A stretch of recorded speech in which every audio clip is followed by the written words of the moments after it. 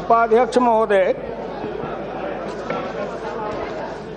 मैं गांव का आदमी हूं, गरीबी को देखा हूं, गरीबी को भोगा हूं, गरीबी में पला हूं, गरीबी में बढ़ा हूं।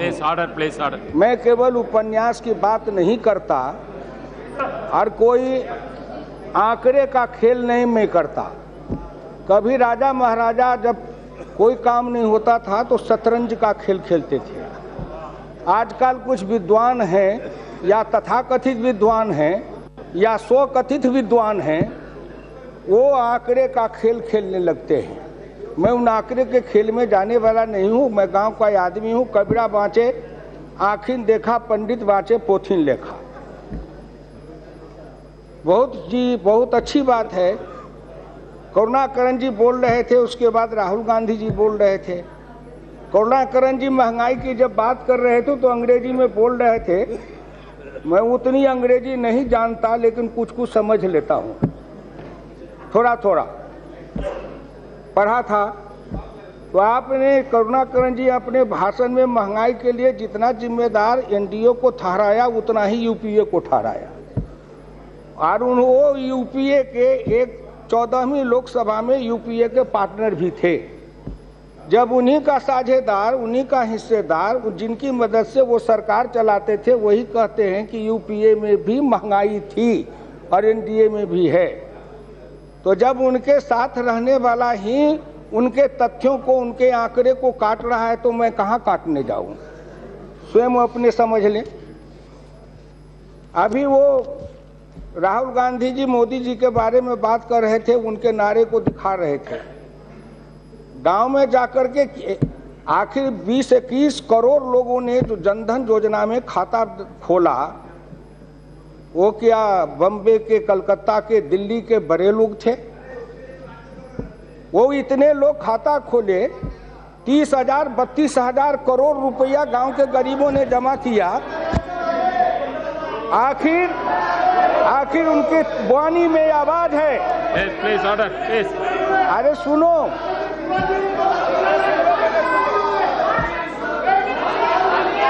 आप सुनो तो। अच्छा एक बात सुनो, आप राहुल गांधी जी बोल रहे थे तो कोई हल्ला कर रहे थे, हम तो शांति से सुन रहे थे। और जो आदमी तथ्य में, तर्क में, सत्य में कमजोर होता है, वो अपने हल्ला के जरिए सत्य और तथ्य को छिपाना चाहता है। ये लोकतंत्र का नियम है। आप सुन लीजिए, हमारे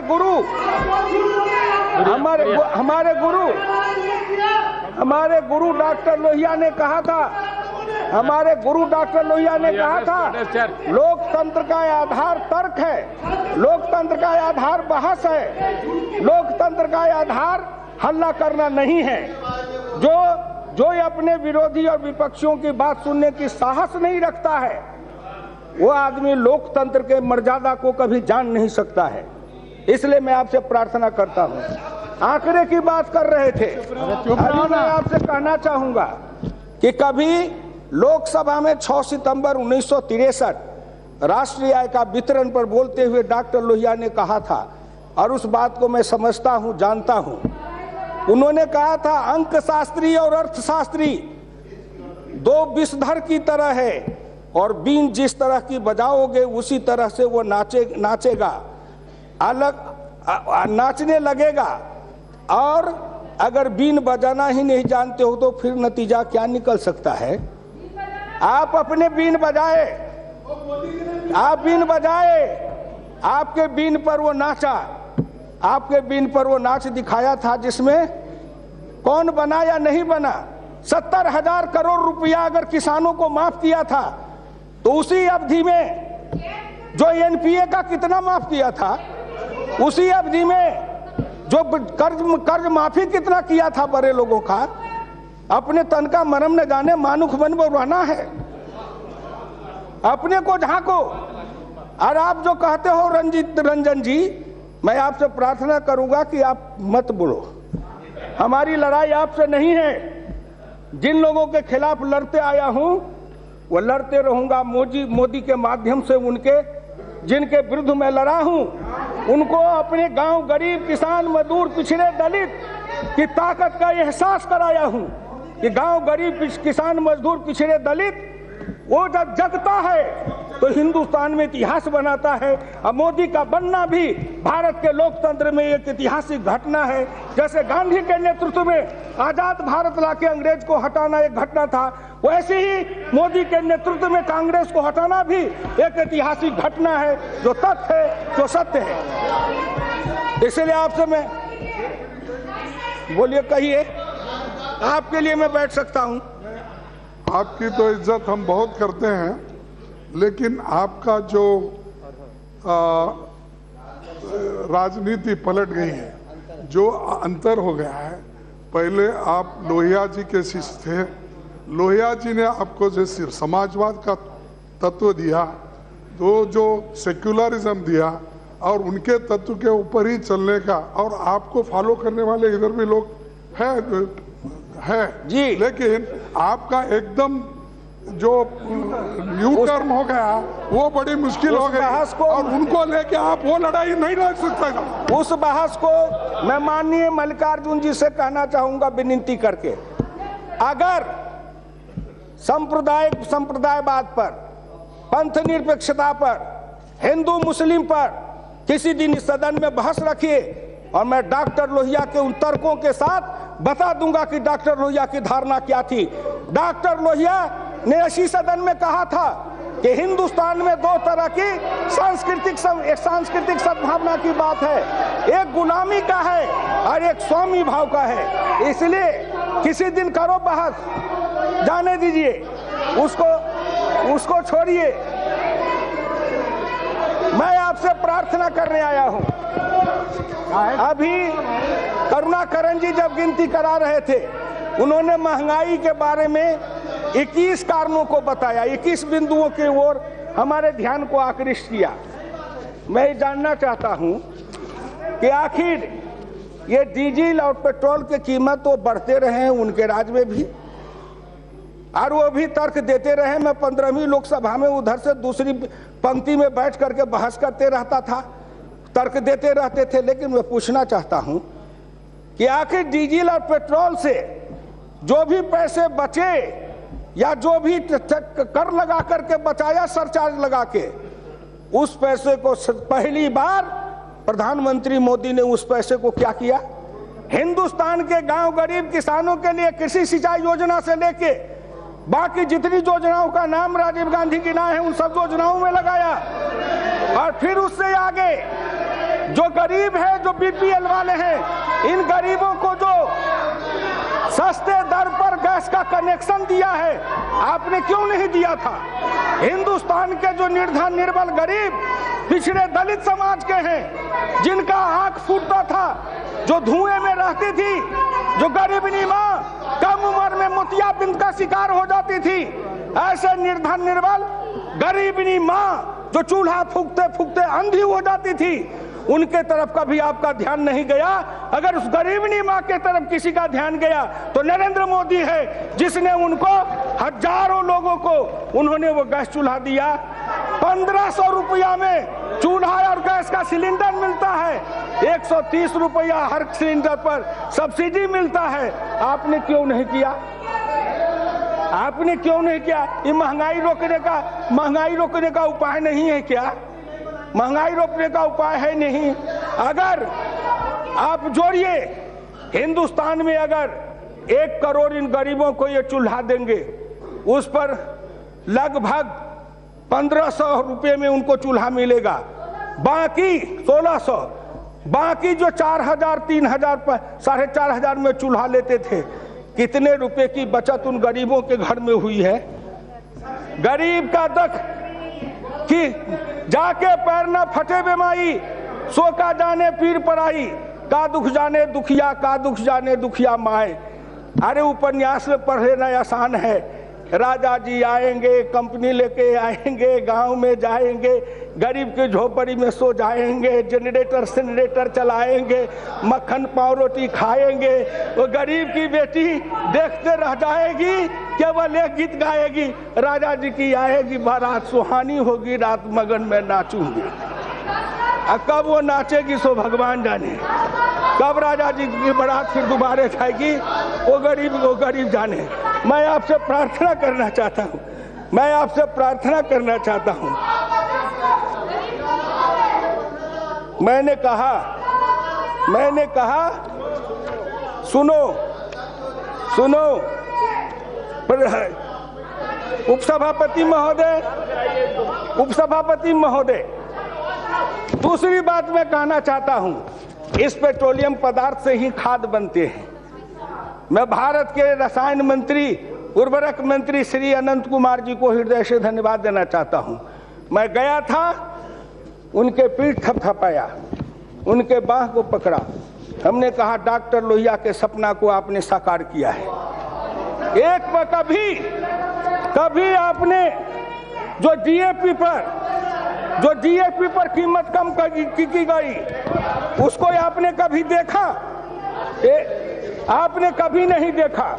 इसलिए मैं आपसे प्रार्थना करता हूं, 250 रुपया प्रति बोरी पोटास, 125 रुपया डीएपी और मिश्रित खाद पर 50 रुपया।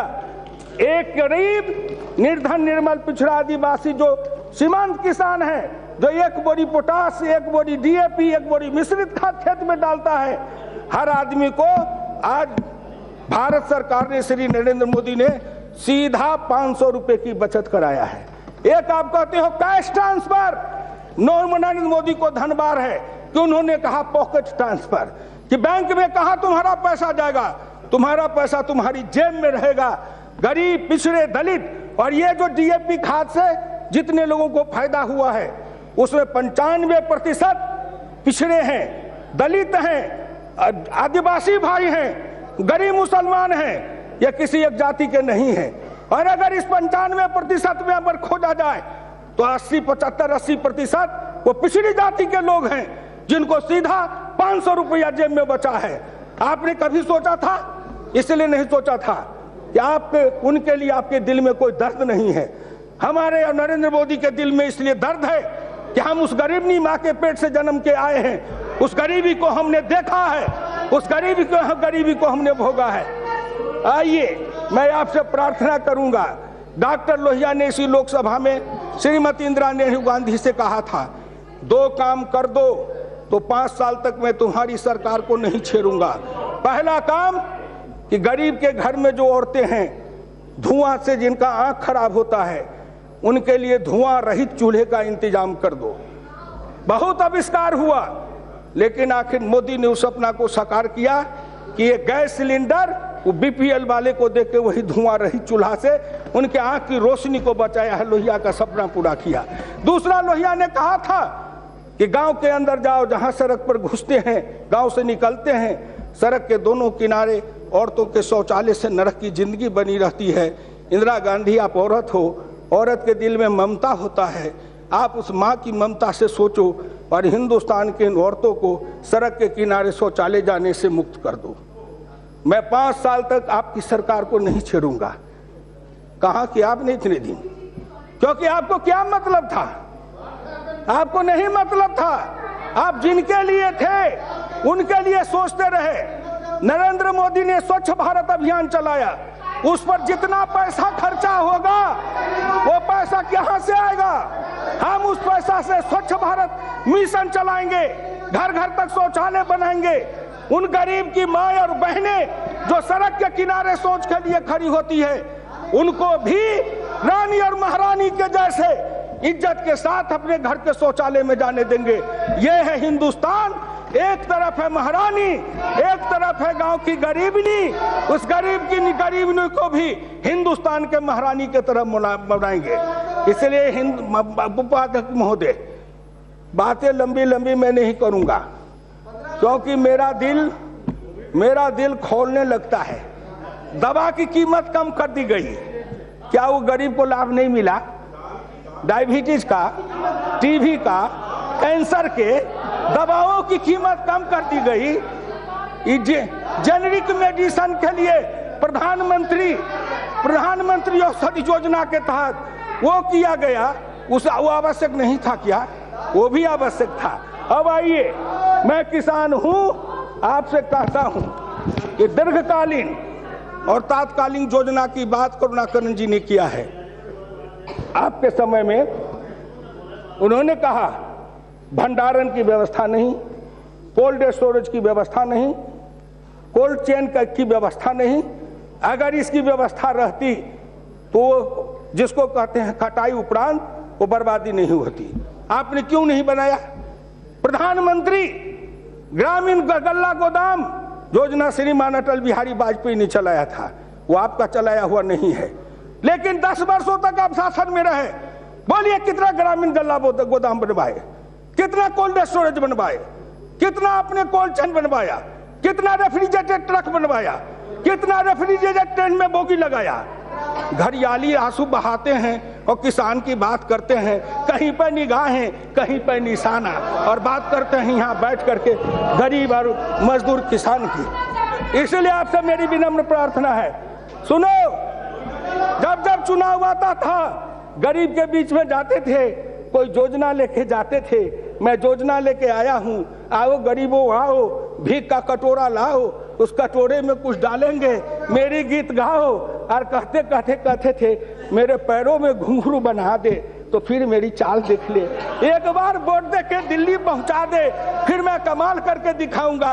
क्या कमाल करके दिखाए, क्या कमाल करके दिखाए? इसलिए आपसे मेरी विनम्र प्रार्थना है, प्रधानमंत्री किसान सिंचाई योजना, हर खेत को हर हाथ को काम, हर खेत को पानी, ये लोहिया ने नारा दिया था। आज प्रधानमंत्री की सिंचाई योजना, उससे गरीबी मिटेगी, हर खेत को पानी जाएगा, उत्पादन बढ़ेगा, खाद की कीमत कम होगी, किसान का लागत कम होगा, अरहर की खेती और दाल की खेती, इसकी बात आप करते हैं। उपाध्यक्ष महोदय, मैं एक आंकड़े देके मैं इनको समझा दूं, जरा आप भी उपाध्यक्ष महोदय देख लीजिए। अरहर नॉर्मल एरिया फॉर होल खरीफ season 40 lakh hectare, normal area as date 5 years average घट करके आ गया 31.9 लाख हेक्टेयर। दिस ईयर 216 घट करके उसको कमते गया। हम धीरे धीरे जो अरहर की खेती, उड़द की खेती, तूर की खेती, मूंग की खेती, कुल्थी की खेती, हमारा जो एरिया था जहां 107 कुल टोटल पल्स 107.6 लाख हेक्टेयर में था, वो घटते घटते 64.7 लाख हेक्टेयर पर आया। कब से तब से निरंतर घटते गया। क्यों? बड़े बड़े आए हो कहने के लिए, दलहन के समर्थन प्राइज नहीं दिए, दलहन की खेती में रोग लगते हैं। मैं किसान हूं, अरहर में, उड़द में, मसूर में, कुल्थी में जो दलहन की खेती है, उसमें जब कीड़ा का प्रकोप होता है तो पूरा का पूरा खेत नाश हो जाता है। ज्योतिरादित्य बैठे हैं, इनके एरिया गुना में जब चुनाव लड़ रहे थे तो इनके विरोध में देशराज यादव चुनाव लड़ रहे थे भाजपा से। मैं 1 सप्ताह तक प्रचार करने गया था। जब नारा लगता था देशराज का कि एम की जीत हमारी है, देशराज की बारी है, तब मैं घूमा तो चना की खेती को देखा, केवल गुना में चना की खेती। लेकिन एक बार जनवरी फरवरी महीना में अगर जोरदार वर्षा हो जाए, चना का पौधा धुल जाए, उसका खट्टापन खत्म हो जाए, तो उसमें ऐसा कीड़ा लगता है कि उसके सभी फलियों को छेद देता है और उससे चना की खेती पूरी समाप्त हो जाती है। अरहर लग जाए, एक बार जनवरी फरवरी में अगर वर्षा हो जाए, लाही कीड़ा गिर जाए, खत्म हो जाए। उसे बचाने के लिए कोई उपाय सोचा? अभी कृषि मंत्रालय के द्वारा ICAR के वैज्ञानिकों को धन्यवाद देना चाहता हूं कि उन्होंने उन दवाओं का आविष्कार किया है।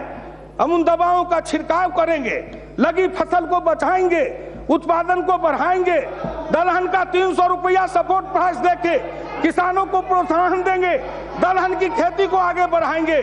जब दलहन की खेती बढ़ेगी, उत्पादन बढ़ेगा, जब खजाने में दाल की ज्यादा आएगी, तब कीमत कम होगा।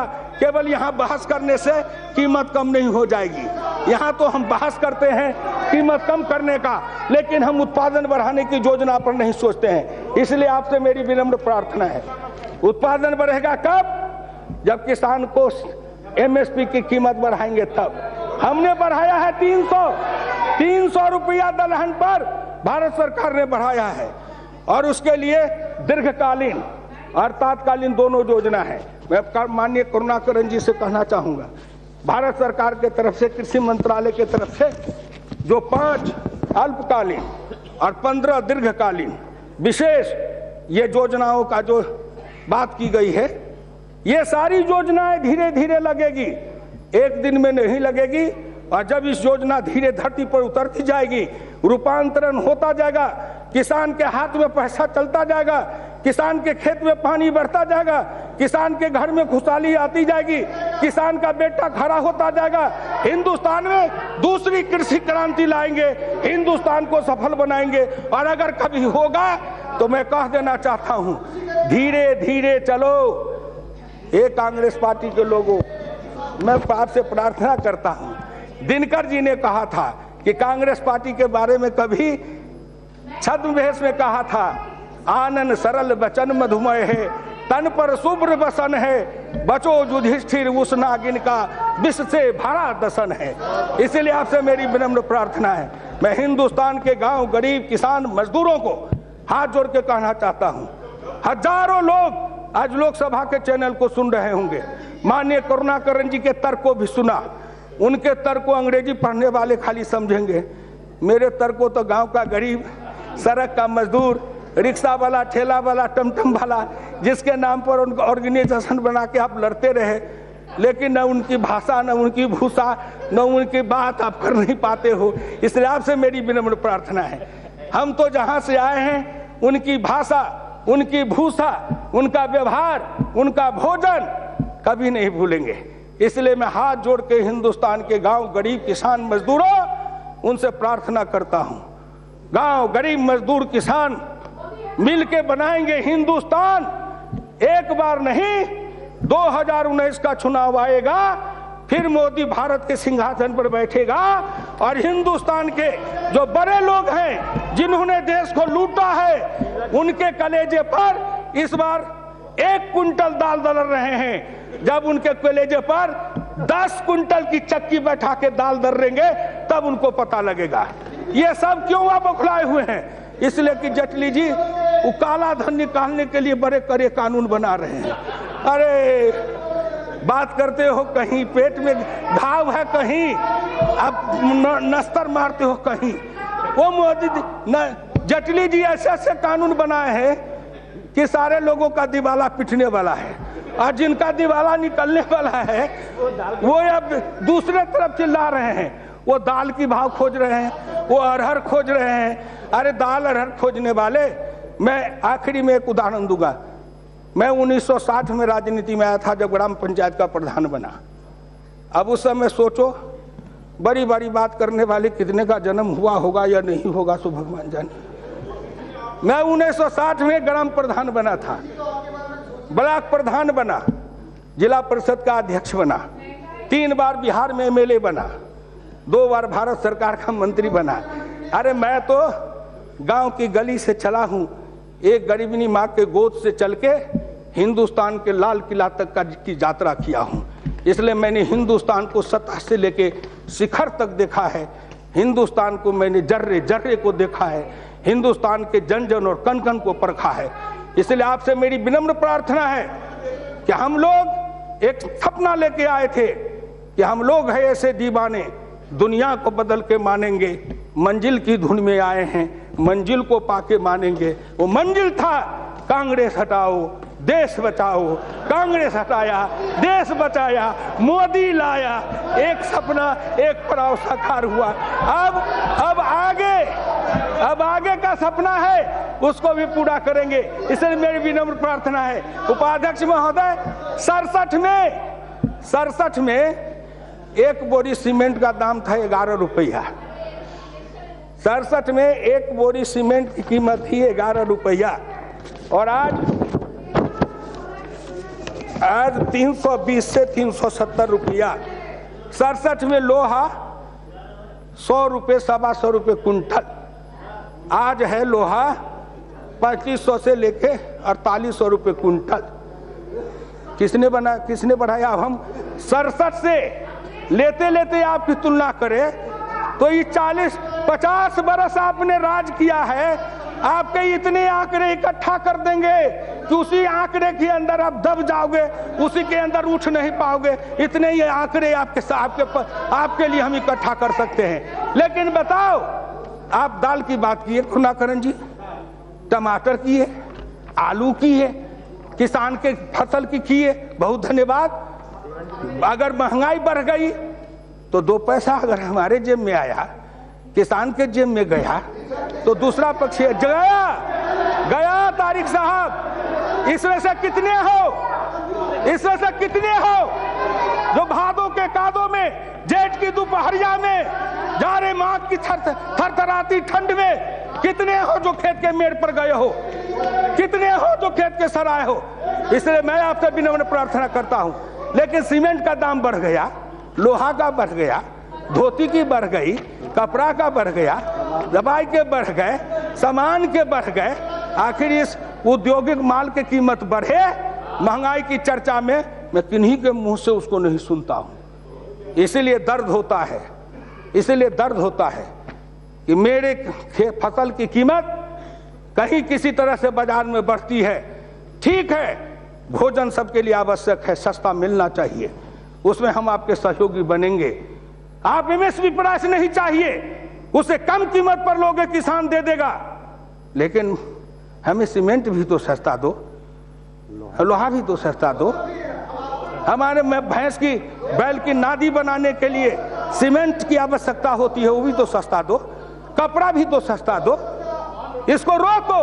लेकिन जब इन उद्योगों को रोकने के लिए हम कड़े कदम उठाएंगे, तब हम कहेंगे यहां चोट मारो, तब आप कहोगे कि नहीं वहां चोट मारो। अरे कितना खेल खेलेंगे।